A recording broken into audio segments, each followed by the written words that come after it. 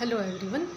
आज मैं आपको हिंदी कवि सूर्यभानु गुप्त की 3 हिंदी कविताएं पढ़ के सुनाती हूँ, जो कविता मैगज़ीन में से मैंने सिलेक्ट की है। कविता मैगज़ीन मेरा पसंदीदा मैगज़ीन रहा है।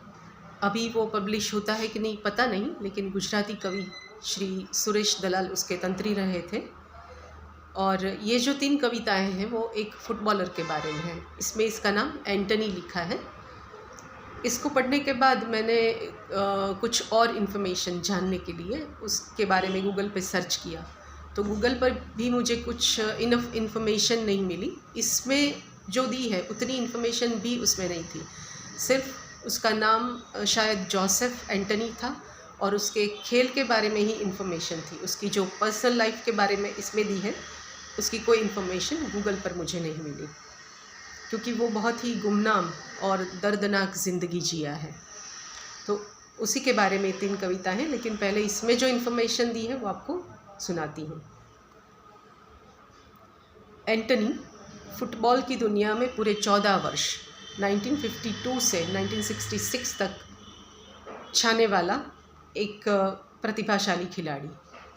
फुटबॉल के जगत में कई अंतर्राष्ट्रीय ख्याति प्राप्त खिलाड़ियों के विरुद्ध गोल करने का सेहरा एकमात्र एंटनी के सिर रहा। कई मर्तबा तो सिर्फ एंटनी की वजह से ही भारत हार का मुंह देखते देखते बचा।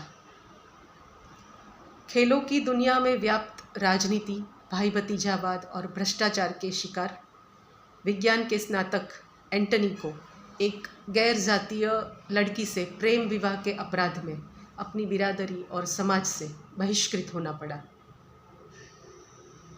20 वर्ष पहले तक उसको अपनी पत्नी और नवजात बच्ची के साथ कालीकट ज़िले में कक्कायम बांध पर पत्थर ढोते हुए मजदूर का एक गुमनाम जीवन जीते हुए देखा गया।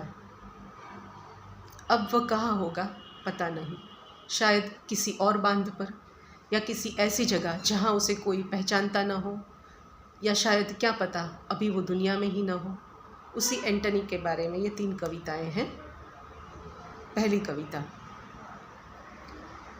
दिन मेरे लिए एक फ़ुटबॉल की तरह होता है, जो दोपहर तक मेरे काबू में आता है। मेरे बाजू की मछलियाँ तैरती हुई उतरना ख़त्म करती हैं पिंडलियों में, और शाम घुलना शुरू होती है नमक की तरह मेरे लहू में। धीरे धीरे सूरज लुढ़कता हुआ जब कक्कायम के पानी में गायब हो जाता है, दिन डूब जाता है, तब एकाएक लगता है कि मैंने गोल कर लिया और मेरे चारों ओर चांद उगाया है बेतहाशा। तालियों पर तालियां पिट रही हैं, अंधाधुंध सीटियां बज रही हैं, कैमरे नाच रहे हैं। मेरे साथी मुझे अपने कंधों पर उठाए भाग रहे हैं। मेरे इर्द गिर्द सब कुछ एक खूबसूरत ख्याल की तरह होता है। दिन मेरे लिए एक फुटबॉल की तरह होता है।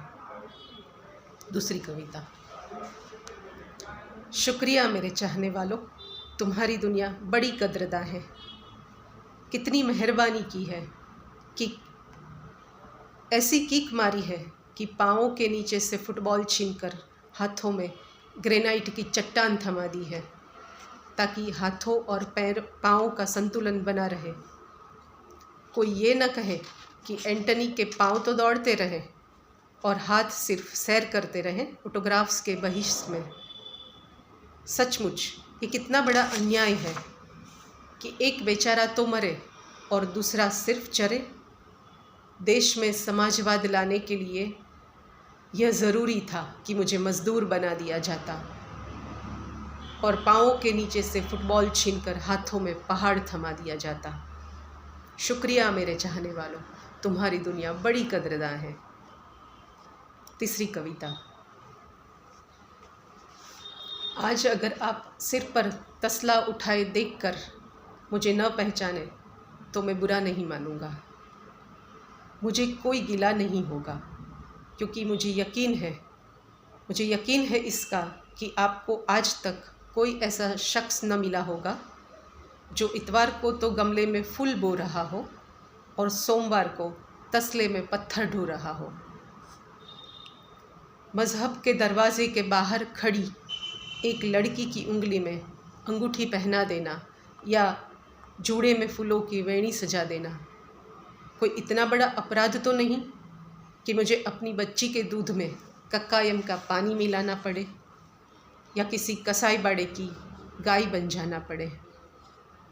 मुझको लगता है कई बार कि जैसे मैं अपनी तहज़ीब के लिए मशहूर हिंदुस्तान में नहीं बल्कि पश्चिमी अफ्रीका के नरभक्षी मटानी कबीले में जन्मा हूँ, जहाँ रोशनी का नाम लेते ही तेल के खौलते कड़ाह में फेंक दिया जाता है और फिर खाल उतारकर आदमी की खोपड़ी से भीड़ के सामने फुटबॉल खेला जाता है।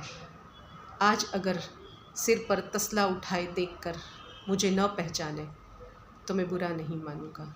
धन्यवाद।